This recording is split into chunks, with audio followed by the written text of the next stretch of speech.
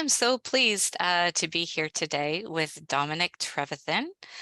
Dominic and I met because I'm his work incentives planner.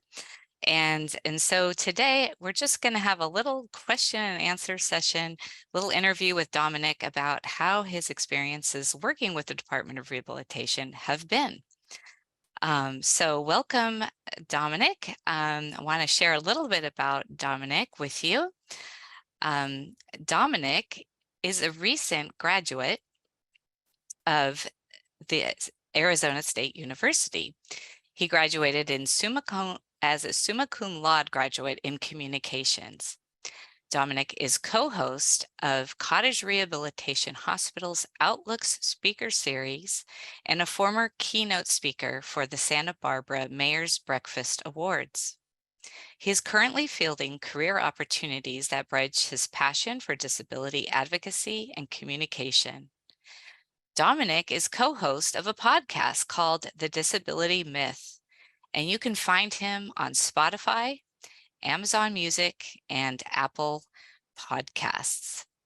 So today, welcome, Dominic. Thank you. Thank you for being here. Dominic, to get our little interview started, can you share with us a brief overview of your background and why you chose to seek services through the Department of Rehabilitation? Yeah, of course. Before I start, thank you for that awesome intro, that awesome plug for the podcast. Thank you, Julian, for that awesome breakdown of the BPQI. It's really important that people who are looking to go back to work understand everything about it as to the best of their capabilities. So yeah, that was a great PowerPoint, great explanation of it. And I think it'll help a lot of people. As you said, it's a really good starting point. So a little bit about myself. I was born with a really rare genetic condition called spinal muscular atrophy, or SMA for short. In a nutshell, SMA makes it so that as I grow older, I grow weaker. There were things that I could do 5 years ago that I can no longer do as a result of the progression of my disease, of my SMA. You know, I need help on a daily basis to complete my daily activities, whether it's to eat, to go to the bathroom, to get in bed. I need 24/7 nursing care to help me complete all those daily activities. With that being said, though, I have always seen myself, you know, as a air quote normal person, and I've never wanted my disability to really hinder my goals, whether it came to school or work or whatnot. So when I was about 17 years old, I was getting ready to graduate high school and started studying psychology on campus at UCLA. At this point, me and my family, we really didn't know much about the DOR. We had been talking with the Disability Rights of California, and they kind of advised us to connect with the DOR. So that's how we really kind of started seeking services through the DOR. All right. Well, excellent. Thank you for giving us all that information about your experiences. So, as part of your DOR services, you have worked with a work incentives planner, me, to learn about your Social Security benefits. So, to put you on the spot, Dominic, what was that experience like? Well, it's been wonderful. No, it's been great. I love working with you. I'd be lost without you as my work incentives planner. You know, as I'm sure a lot of the audience can understand after that presentation, Social Security is complicated, and there's a lot of twists and turns and different rules to understand. Working with the work incentives planner is extremely helpful, to say the least. Especially someone like you, because you've always been available to talk to me about anything Social Security or work related. And I like to think that availability in a work incentives planner is really important. I would email you and you're always good to get back to me within just a few hours most of the time. Um, we just had several meetings talking about the BPQY for myself. And, you're always very thorough with me and answer all my questions. We would get into Zoom meetings that were 40 minutes multiple times just to keep continuing the conversation. And so I really appreciate that about you. You're always willing to go the extra mile for me. Um, as we all can kind of tell from the presentation so far, Social Security, it's just sometimes it can be a headache dealing with it and trying to understand the difference between all your benefits that you may or may not be receiving. So, in my mind, working with a work incentives planner is a really good way to mitigate that headache, that pain. So, yeah. Yeah. And what's great about working with you, Dominic, too, is that you're really a partner in this with me and research on your own using sites like Julian had referenced, the California DB 101, Disability Benefits 101.org. So good for you too. Great to partner with you on this journey. So Dominic, did you have any doubts about going to work? Was the Department of Rehabilitation able to help you work past any reservations you might have about going to work? Yeah, so to be honest, I've never really experienced serious doubts about going to work. As I mentioned earlier, I've always tried to see myself as a, fairly normal person with normal goals, right? I think it's fair to say that we live in a society where we expect people to graduate high school, go to college, and get a job based off what they studied in college, right? And so that's always kind of been my motivation to go through and study and get a job, right?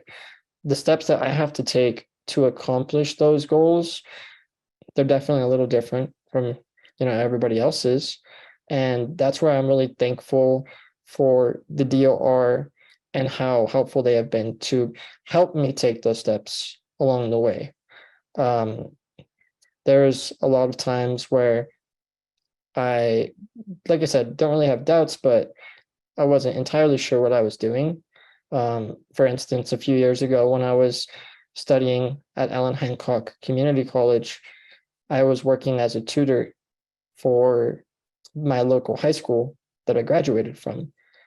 And so Becky has always been really cool, like I said earlier, about informing me about work exclusions, like the student earned income exclusion, which I was able to utilize as a tutor.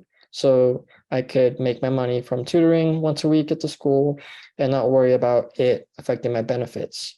So having Becky there, the DOR there as like a foundation has always been really helpful and has helped to really mitigate any doubts that ever may have had. Um, now that I'm done with school, and I am seeking full-time work. They've been super helpful, the DOR in general, connecting me to the right people, such as like Momentum. And yeah, the list goes on. So I don't want to ramble, but I think you get the idea.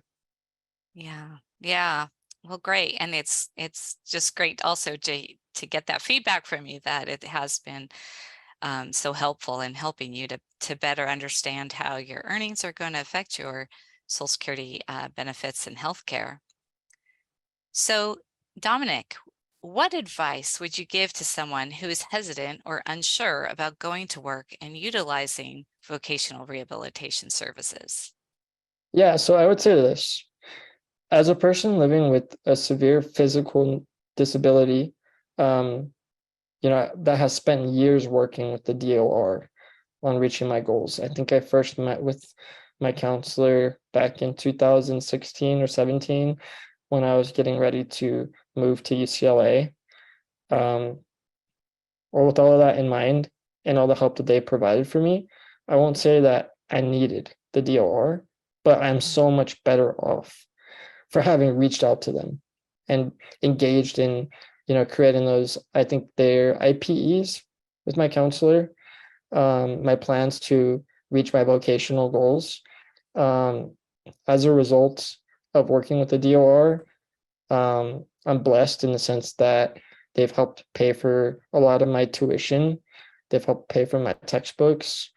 They've helped with some of my nursing care hours even. And so I wouldn't have been able to do everything I have done up to this point in my life as easily without them, for sure.